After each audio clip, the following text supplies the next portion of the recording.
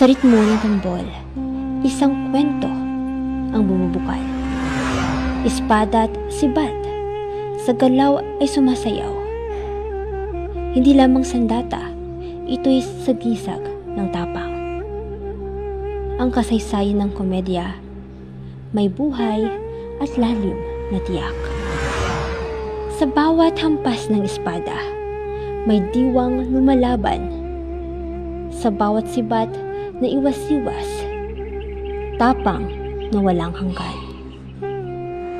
Ang tradisyong ito'y sining at paglalaban. Kwento ng lahi ng diwang Pilipino na hindi malilimutan. Ang bawat galaw ay taglay ang diwa ng kahapon, na sa bawat tikas ay may kwento ng kahangahangang panahon. Ang nakaninandat dato pangkanigan ganason di kultura ang dilubong ugayan hinatid ka sa pag-usbong ng teknolohiya at harapan ng mga kabataang tila nawawalan ng pakialam sa mga tradisyon. Paano nga ba mapapanatili ang komedya sa Bugasong? Ito ay isang ritual na puno ng ritmo at galaw.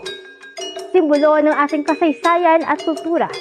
Ngunit sa panahon ngayon, ito ba'y nagiging isang pilit na pagsasayaw lamang sa tugtog ng nakaraan upang hindi na maulit ang mga masalimuot na pangyayari sa kwento ng ating mga ninuno?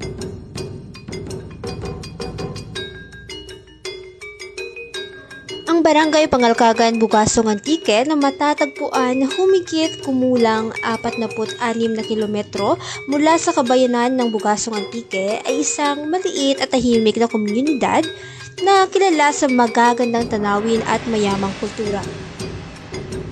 Isa itong lugar kung saan pinangangalagaan ang mga tradisyon. Sa Barangay Pangalkagan, matagal nang ginaganap ang taunang komedya bilang parangal kay Senior Santiago L. Mayor, ang patron na nagpoprotekta at nagbibigay ng biyaya sa pamayanan. Ang sagradong ritual na ito, na puno ng masiglang awit, sayaw at dula ay nagpapakita ng malalim na pasasalamat at pananampalataya na nagbubuklod sa mga tao sa kanilang mga tradisyon at sa santong nagbabantay sa kanila sa pagtupas ng henerasyon. Gayunpaman, babala ng mga nakatatanda sa Pangalkagan, sakaling matigil ang komedya, darating ang sakuna. Ang author kita na bala, daulain may kinaibagid kagsarap pa kayo ang mga bata daw hindi ka interesado. Ti amura nga ano man gari ang mga gawori, magari ang mga malam, paano ba ra kun mapatay man ang ano raman kaya mga tudlo kay sinuoy pasa asa sa madura lamang. Ay hindi gusto mga malam based ang ita na sa obserbasyon ng mga malam. Ay kung hindi ko no magsaludasyon may mga trahedya nga natabo, nga matabo, nga dapat matabo kung hindi ko no ipag-ibutangan ka amo ka ng saludasyon.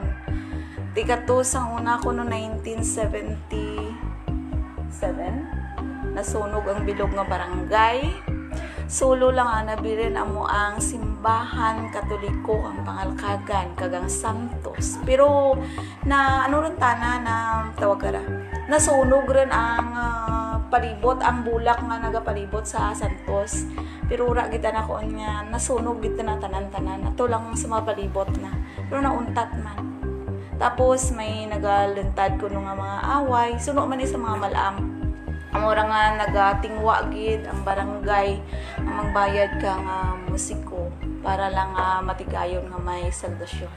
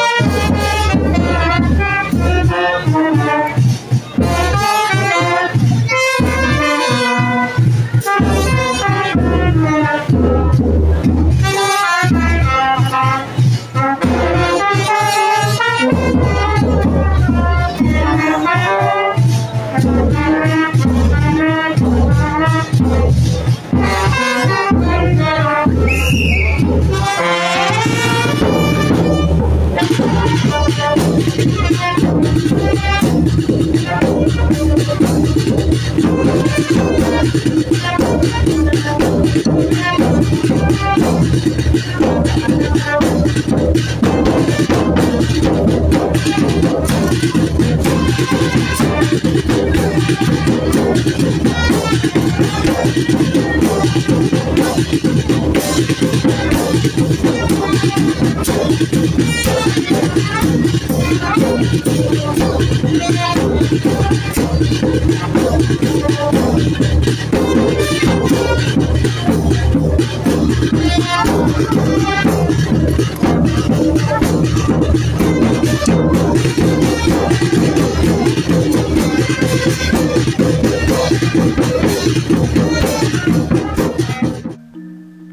kabila ng pagbabago ng panahon, ang komedya sa Bugasong ay nananatiling paalala ng ating mayamang kasaysayan at kultura.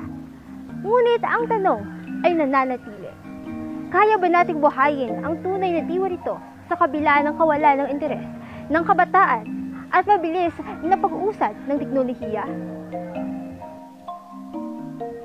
May tao ako nga komedya.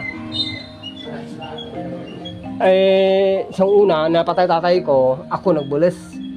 Ang mga bugto ko, hindi aram, ako nagbulas. Pero kung mapatay ako, komedya rin. Okay. Pero hindi pwede. Hindi pwede. May tuduan ng bata ko. Hindi pwede rin yan. Hindi pwedeng madura dito. Hindi.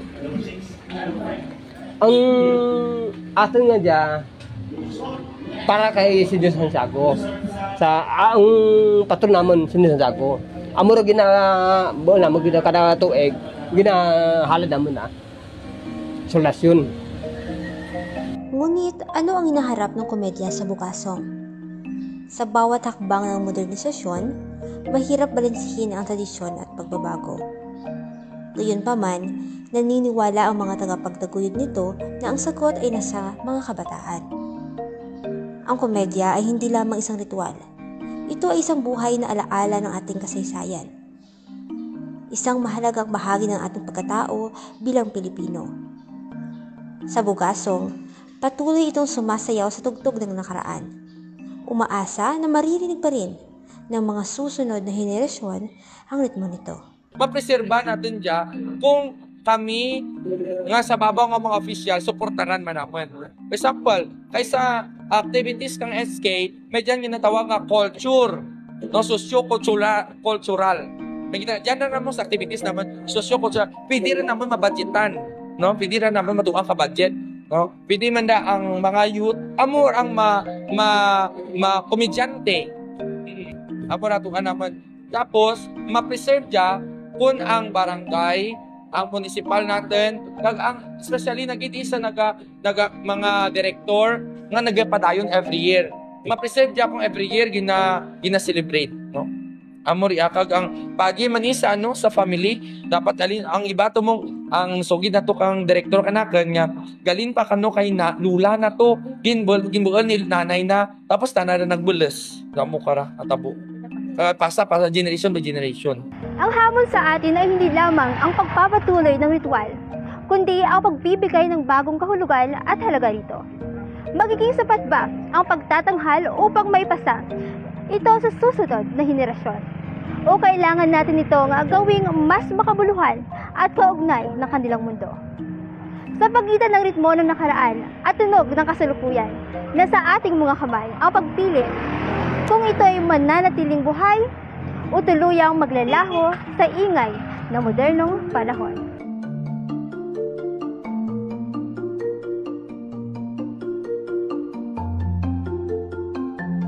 Ako si Regine Moreno at ito ang komedya sa Bugasong.